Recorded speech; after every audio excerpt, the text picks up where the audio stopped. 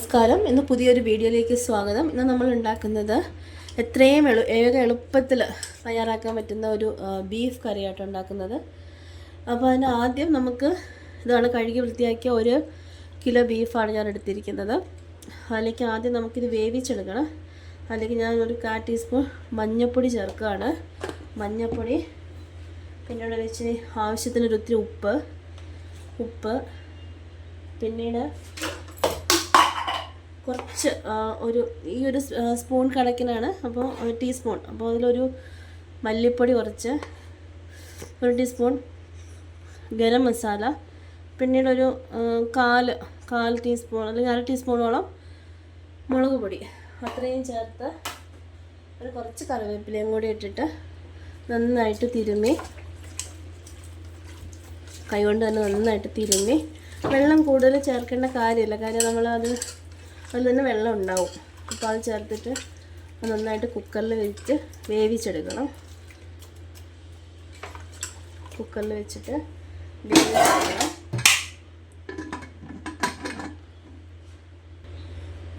ഏകദേശം നന്നായിട്ട് വേവിച്ച് ഒരു 6 വിസിലെങ്കിലും കേൾക്കുന്ന രീതിയിൽ നമുക്ക് നന്നായിട്ടിത് വേവിച്ചെടുക്കാം. കുക്കറിൽ ഇത് വെന്ത് വരുന്ന സമയം കൊണ്ട് നമുക്ക് അത്യാവശ്യം ബാക്കി കാര്യങ്ങൾക്ക്, കറിക്കുള്ള കാര്യങ്ങൾ നോക്കാം.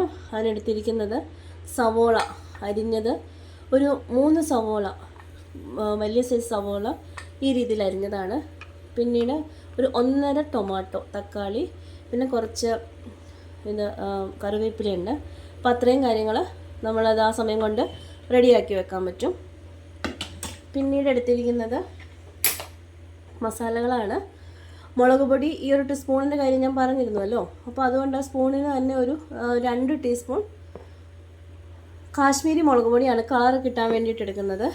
പിന്നെയുള്ളത് ഇതാണ് മല്ലിപ്പൊടി. നമ്മൾ മുളക് പൊടി എടുക്കുന്നതിന് ഡബിൾ ആയിരിക്കണം, എപ്പോഴും ഇരട്ടി ആയിരിക്കണം. അതായത് ഇപ്പോൾ 2 ടീസ്പൂൺ മുളക് പൊടി എടുത്തു കഴിഞ്ഞാൽ ഒരു 3.5 വരെ ഇതുണ്ടായിരിക്കണം മല്ലിപ്പൊടി, 3.5. അങ്ങനെ ആകുമ്പോൾ ഒരു 6 എടുത്തിരിക്കണം. ഇത് ഗരം മസാല കേട്ടോ, അപ്പോൾ 6 ഗരം മസാല എടുത്തിരിക്കണം. ഇത്രയും കാര്യങ്ങൾ മാത്രമേ നമ്മളിതിൽ എടുക്കുന്നുള്ളൂ.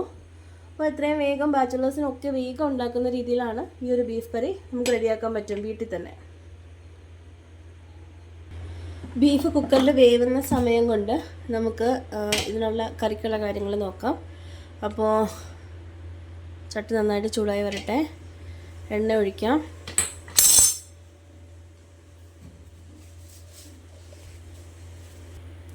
എണ്ണ ഒഴിച്ച് നന്നായിട്ട് ചൂടായിട്ട് വന്നിട്ടുണ്ട്.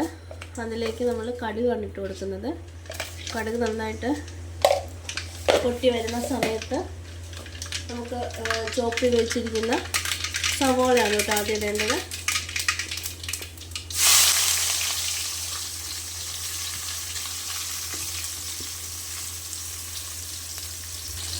സവോള നന്നായിട്ട് വഴറ്റിയെടുക്കാം. സവോള വഴറ്റിയെടുക്കുന്ന സമയത്ത് വേഗം വഴന്ന് കിട്ടാൻ വേണ്ടിയിട്ട് ഞാൻ ചെറിയൊരു പൊടിക്കൈ ഉപയോഗിക്കാറുണ്ട്. എന്താണെന്ന് വെച്ചാൽ കുറച്ചൊരു ഉപ്പിടും, അതിൽ കുറച്ചൊരു ഉപ്പും ഇത്തിരി മഞ്ഞൾപ്പൊടിയും കൂടി ഇടാറുണ്ട്. അപ്പോൾ വേഗം അത് വഴന്ന് കിട്ടും. ഇപ്പോൾ സവോള ഒരു ഏകദേശം നല്ല ഗോൾഡൻ ബ്രൗൺ കളറായിട്ടുണ്ട്. അപ്പോൾ അതിലേക്ക് നമ്മളിനി ഇടുന്നത് വെളുത്തുള്ളി ഇഞ്ചി പേസ്റ്റ്. അതേ സ്പൂണിന് തന്നെ ഒരു ടീസ്പൂൺ വെളുത്തുള്ളി ഇഞ്ചി പേസ്റ്റാണ്.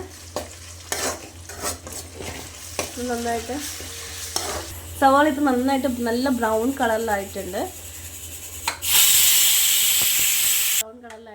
അപ്പോൾ അതിലേക്ക് ഇനി 2 ടീസ്പൂൺ മുളക് പൊടി, ഒരു 3 ടീസ്പൂൺ മല്ലിപ്പൊടി, പിന്നെ ഒരു 5-5.5 ടീസ്പൂണോളം ഗരം മസാലയാണ് കേട്ടോ ഇടുന്നത്.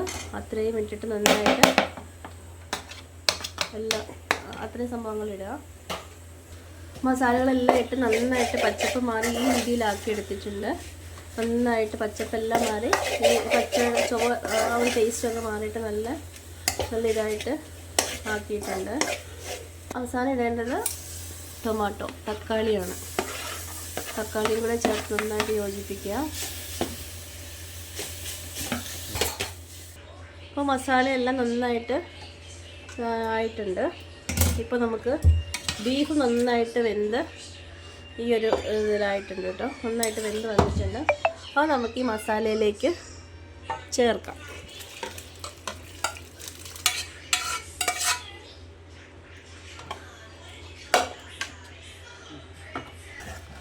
ഇനി എല്ലാ മസാലകളും എല്ലാം നന്നായിട്ട് യോജിപ്പിക്കാം. ബീഫ് കറിയിൽ ബീഫും കൂടെ ചേർത്തിട്ട് വേവിച്ച് വെച്ച ബീഫാട്ടോ, അത് ചേർത്തിട്ട് നന്നായിട്ട് യോജിപ്പിക്കാം. ഈ സമയത്താണ് നമുക്ക് എരിവെന്തായാലും കൂടുതലൊന്നും ഉണ്ടാവില്ല. ഉപ്പ് നോക്കണം. ഈ സമയത്ത് ഉപ്പ് നോക്കി കുറച്ച് ആവശ്യമുണ്ടെങ്കിൽ കുറച്ച് വെള്ളം കൂടെ ചേർത്തിട്ട് ഒന്ന് തിളപ്പിക്കാൻ വേണ്ടിയിട്ട് നമുക്ക് മൂടി വെച്ച് ഏകദേശം ഒരു 5 മിനിറ്റോളം തിളപ്പിച്ചാൽ മതിയാവും. നമുക്കൊരു 5 മിനിറ്റ് മൂടി വെച്ച് നന്നായിട്ട് തിളപ്പിക്കാം.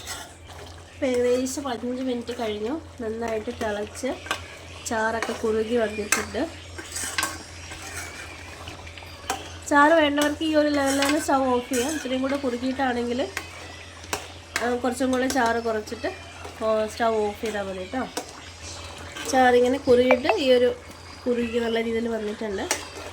നമുക്കിനി അത് കറിവേപ്പിലയും കൂടി ഇട്ടിട്ട്